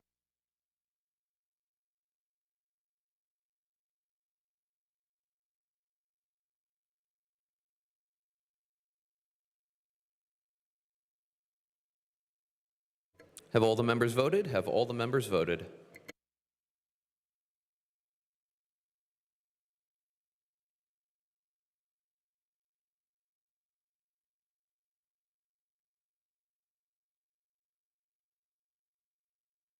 Clerk will record the vote. On the amendment, the ayes are 102, the nays are 100. The amendment is agreed to. Representative Ecker offers A05332. Will the House agree to the amendment? On that question, the chair recognizes the gentleman from Adams County, Representative Ecker. Thank you, Mr. Speaker. Mr. Speaker, here we are again, extending a private right of action to folks in a situation that is really not intended. So that's why I rise today to ask you to support my amendment. is designed to ensure that this legislation actually benefits consumers. The unfortunate reality here is this bill will only exacerbate the issue that we have in this state, where fee-hungry law firms make business decisions to go after Pennsylvania employers. Think about it. How many of us have received a notice where we're part of a class action lawsuit? There could be millions of dollars in a settlement, which sounds great. But when you get that check for $10, it's the law firm that walks away with all the fees, not the consumers. We already have multiple public officers that can go after these bad actors. The Attorney General, district attorneys, and unlike attorneys representing individuals, these individuals, attorney generals and district attorneys, do not have a profit motive. We have enough problems in this state with how our tort system is set up, so that's why I would ask for an affirmative vote on this amendment. Thank you, Mr. Speaker. Chair thanks the gentleman. On the question, the chair recognizes the sponsor of the legislation, the gentleman from Allegheny County, Representative Piscitano. Thank you, Mr. Speaker. It's my belief that corporations should be held accountable by the consumers, and therefore we need private rights of action in this law. I'd ask the members to vote no on this amendment. Chair thanks the gentleman. Agreeable to the provisions of the Constitution, the yeas and nays will now be taken. Clerk will record. Members will proceed to vote.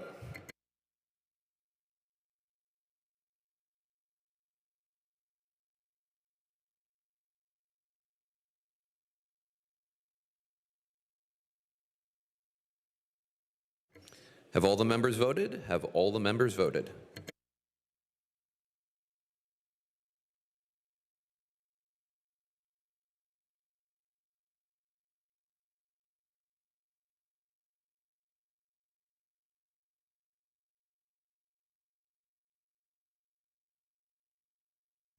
Clerk will record the vote on the amendment. The ayes are 93, the nays are 109. The amendment fails. Representative Ecker offers A05333. Will the House agree to the amendment? On the question, the chair recognizes the gentleman from Adams County, Representative Ecker.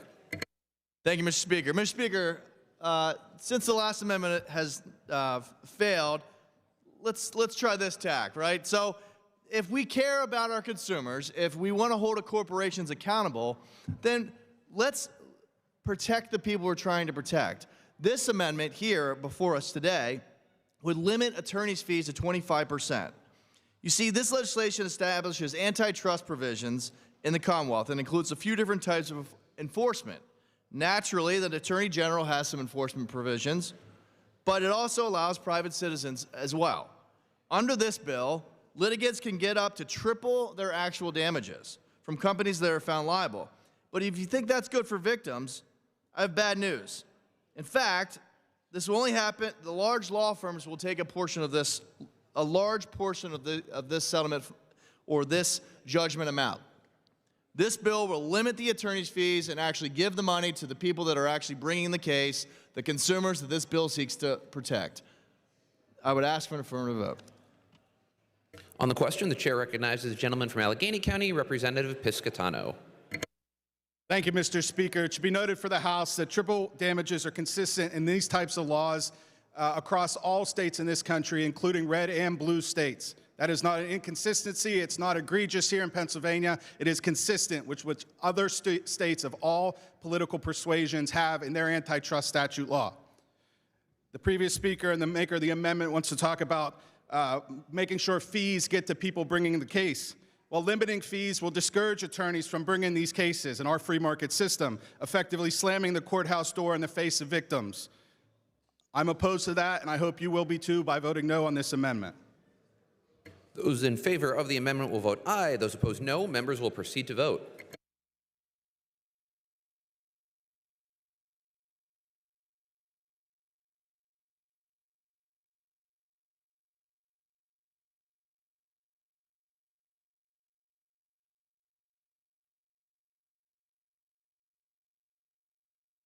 Have all the members voted? Have all the members voted?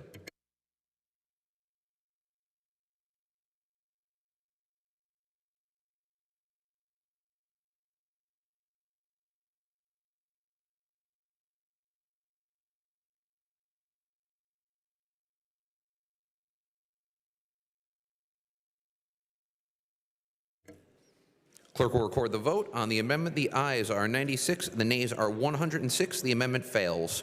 Will the House agree to the bill? Agreed to. The bill as amended will be reprinted.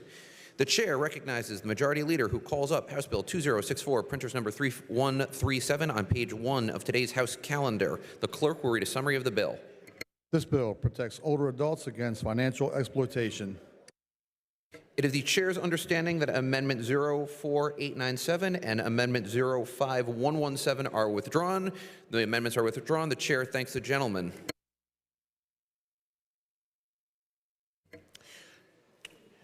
The chair recognizes Representative Hogan, who introduces Amendment A05381. Will the House agree to the amendment? On that question, the chair recognizes the gentleman from Bucks, Representative Hogan. Thank you, Mr. Speaker. This amendment is the result of several weeks of negotiation between the industry, stakeholders, and the administration, all for the stated goal of protecting senior citizens from financial exploitation. The language includes several compromises, but also sections the administration was adamant about including, despite what I believe will have unintended consequences. While this language is not what I initially intended, this issue is so important to older Pennsylvanians. I want to keep the process moving along so that we can provide a level of protection and allow the Senate to weigh in on this important issue. I urge a yes vote on the amendment. Thank you. Chair thanks the gentleman. For what purpose does Representative Kephart rise?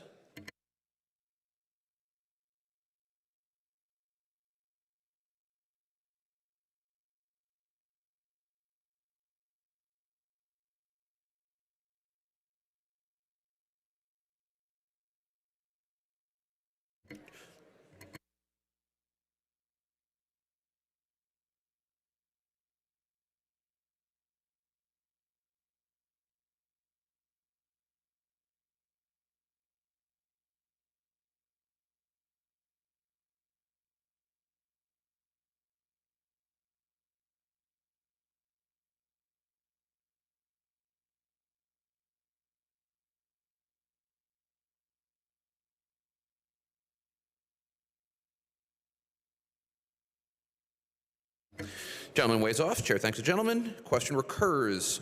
Will the House agree to the amendment? Those in favor of the amendment will vote aye. Those opposed, no. Members will proceed to vote.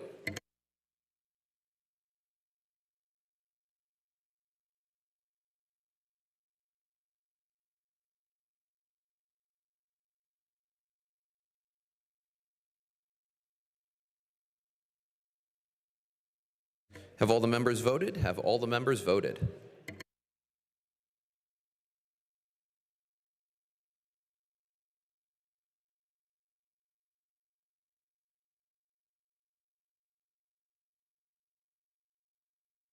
Clerk will record the vote on the amendment. The ayes are 201. The nays are 1. The amendment is agreed to. Will the House agree to the bill? Agreed to. Bill as amended will be reprinted. The chair recognizes the majority leader who calls up House Bill 2232, printers number 2986 on page 2 of Supplemental Calendar A. The clerk will read a summary of the bill. This bill establishes a Uniform Partition of Heirs Property Act. Will the House agree to the bill? Representative Nelson offers A04998. Will the House agree to the amendment? On that question, the chair recognizes the gentleman from Montgomery County, Representative Nelson. Thank you, Mr. Speaker. I rise in support of Amendment 04998. This amendment adds more due process protections to co-tenants who own property in common. It adds language for the right of first refusal, settlement conference, as well as terms in the definition of co-tenants. And finally, Mr. Speaker, it adds language on great prejudice. This is both a crucial amendment to this, but it's also wonderfully an agreed-to amendment. So I ask for your support, and I thank the maker of the bill for his leadership. On the question, the chair recognizes the prime sponsor of the bill, the gentleman from Philadelphia County, Representative Rabb. Thank you, Mr. Speaker. This is agreed to amendment. I encourage an affirmative vote. Chair thanks the gentleman. Those in favor of the amendment will vote aye. Those opposed, no. Members will proceed to vote.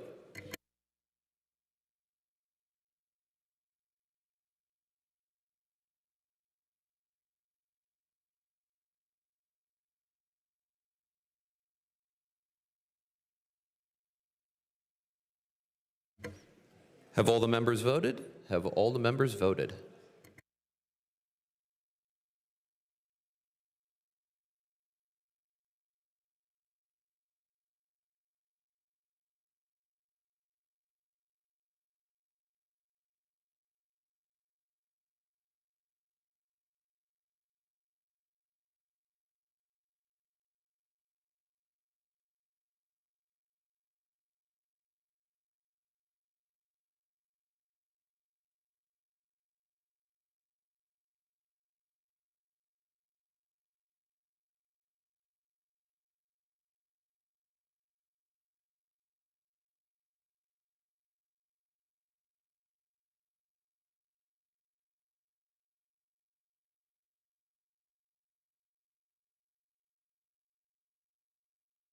Clerk will record the vote on the amendment. The ayes are 129, the nays are 73. The amendment is agreed to. Will the House agree to the bill? Agreed to. The bill as amended will be reprinted. The chair recognizes the majority leader who calls up House Bill 2269, printers number 3321 on page 2 of supplemental calendar A. The clerk will read a summary of the bill. This bill provides marriage equality by repealing the requirement that marriage be between one man and one woman. Will the House agree to the bill? It is the chair's understanding that A04982 and A05021 have both been withdrawn. Chair thanks the makers of the amendments. The amendments are withdrawn. Will the House agree to the bill? Agreed to. The chair recognizes the majority leader who calls up House Bill 2453, printers number 3393 on page 2 of supplemental calendar A. The clerk will read a summary of the bill. This bill designates multiple roads and bridges throughout the Commonwealth. Will the House agree to the bill? Representative Benninghoff offers A05252. Will the House agree to the amendment? On that question, the chair recognizes the Republican chair of the Transportation Committee, the gentleman from Center County, Representative Benninghoff. Thank you, Mr. Speaker. I'd ask for support of Amendment 05252. This is to clean up a couple clerical, technical problems within the bill. And for clarification, I'd ask for your support. Thank you. Those in favor of the amendment will vote aye. Those opposed, no. Members will proceed to vote.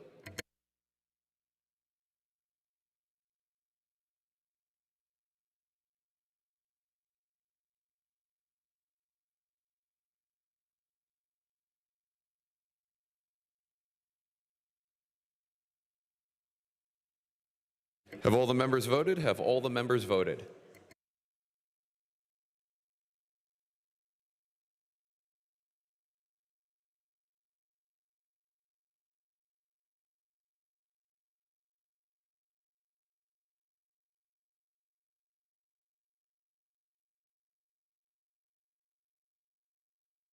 Clerk will record the vote on the amendment. The ayes are 202, the nays are 0. The amendment is agreed to. Representative Benninghoff offers A05319. Will the House agree to the amendment? On that question, the chair recognizes the gentleman from Center County, Representative Benninghoff.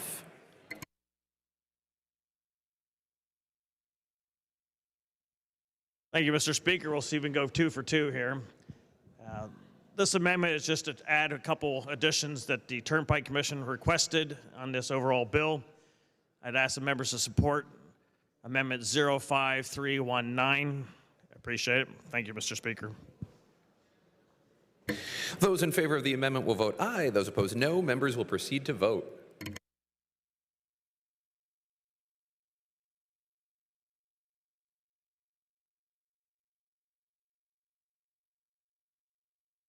Have all the members voted? Have all the members voted?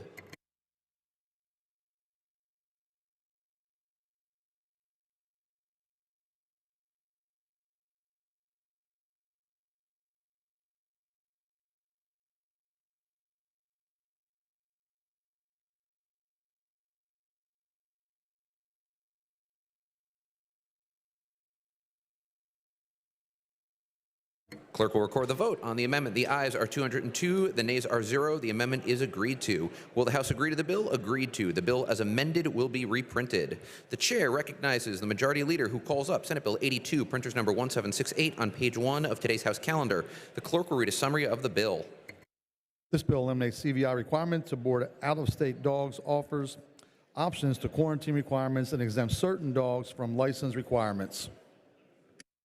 Will the House agree to the bill? Representative Mowell offers A05275. Will the House agree to the amendment? On that question, the chair recognizes the gentleman from Adams County, Representative Mowell. Thank you, Mr. Speaker. This is a technical amendment to remove an erroneous reference to a service dog, and I believe it's an agreed to amendment. Thank you, Mr. Speaker. Those in favor of the amendment will vote aye. Those opposed, no. Members will proceed to vote.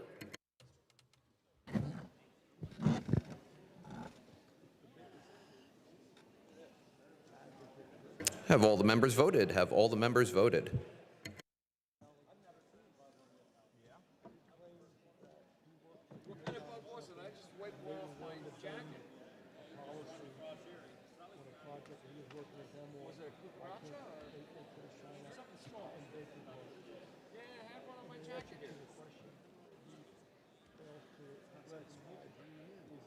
What was it? Tobacco weed. What kind of bug was it? What kind of bug? What kind of bug? Yeah. No, what kind of bug? I don't know. Clerk will record the vote on the amendment. The ayes are 202, the nays are 0. The amendment is agreed to. Representative Zimmerman offers A05313. Will the House agree to the amendment?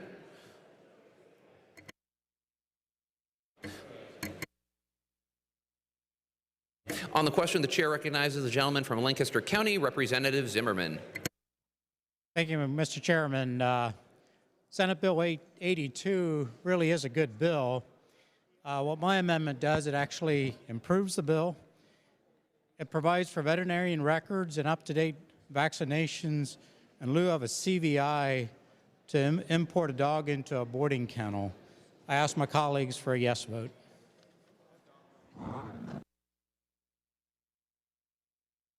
Those in favor of the amendment will vote aye. Those opposed, no. Members will proceed to vote.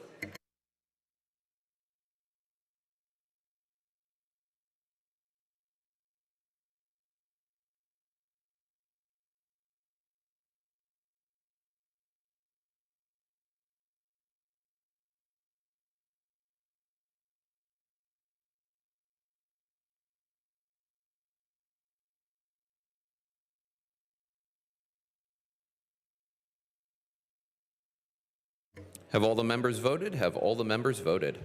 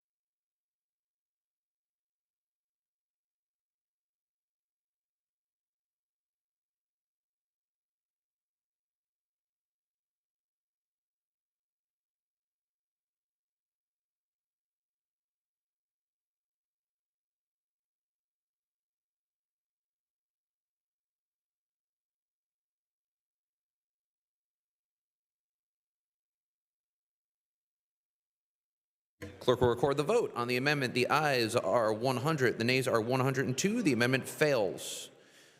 The chair recognizes Representative Lawrence, who offers Amendment 05335. Will the House agree to the amendment?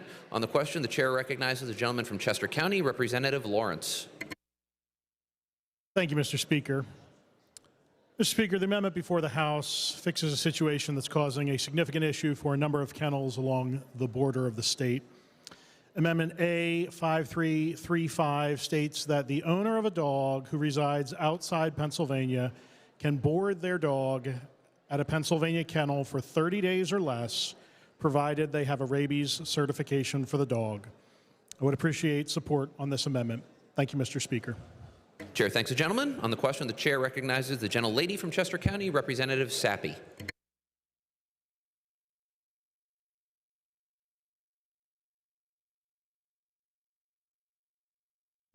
Thank you, Mr. Speaker. I rise to support this amendment.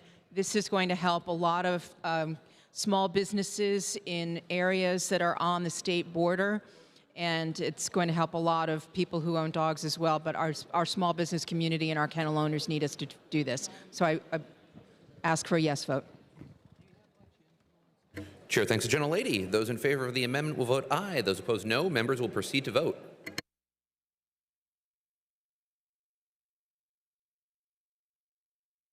Have all the members voted? Have all the members voted?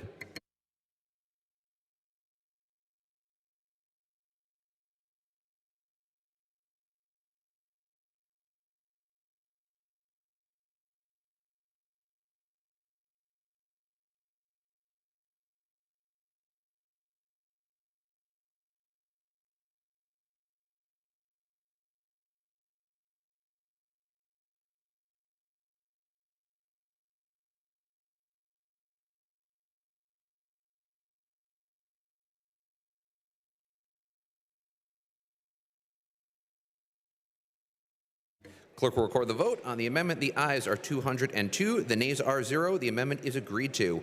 Will the House agree to the bill? Agreed to. The bill as amended will be reprinted. The chair recognizes the majority leader who calls up Senate Bill 447, printers number 0370, on page 3 of today's House calendar. The clerk will read a summary of the bill. This bill amends the Pennsylvania Vet Connect program. Will the House agree to the bill? Representative Coffer offers Amendment 02823. Will the House agree to the amendment? On that question, the chair recognizes the gentleman from Luzerne, Representative Coffer. Thank you, Speaker. This is largely a technical amendment with some minor changes to the slogan. I appreciate an affirmative vote. Thank you. Those in favor of the amendment will vote aye. Those opposed, no. Members will proceed to vote.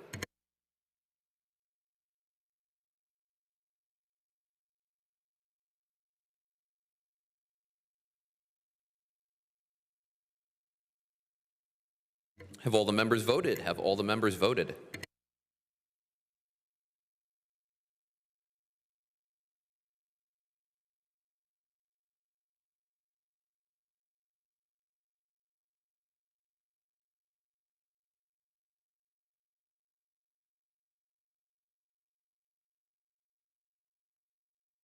Clerk will record the vote. On the amendment, the ayes are 202, the nays are 0. The amendment is agreed to.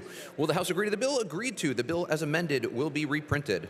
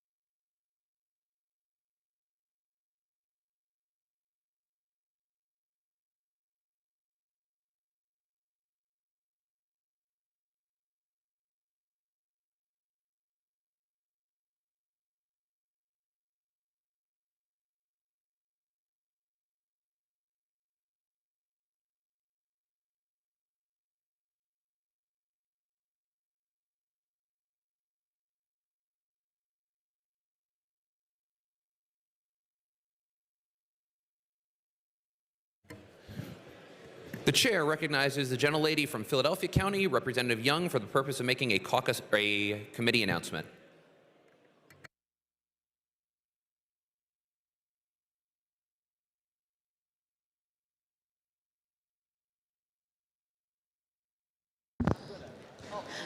I would like to say that the appropriations have a committee meeting in the majority caucus room immediately after session.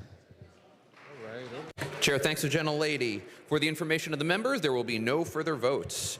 The Majority Leader moves that the following bills be recommitted to the Committee on Appropriations. House Bill 127, House Bill 2012, House Bill 2064, House Bill 2232, House Bill 2269, House Bill 2453, Senate Bill 82, Senate Bill 447, Senate Bill 1165. The Majority Leader moves that the following bills be removed from the tabled calendar and placed on the active calendar. House Bill 1685, Senate Bill 186, Senate Bill 187, Senate Bill 298, Senate Bill 460, Senate Bill 559, Senate Bill 560, Senate Bill 700, Senate Bill 1092, Senate Bill 1231, Senate Bill 1236, Senate Bill 1246. The chair is in receipt by a motion. The chair is in receipt of a motion by the gentleman of Allegheny County, Representative Piscatano, that the House now adjourn until Tuesday, July 2nd, 2024 at 11 a.m. unless sooner recalled by the Speaker. The question is on the motion. Those in favor say aye. Those opposed, no. The ayes have it. And the House stands adjourned until Tuesday, July 2nd, 2024 at 11 a.m. unless sooner recalled by the Speaker.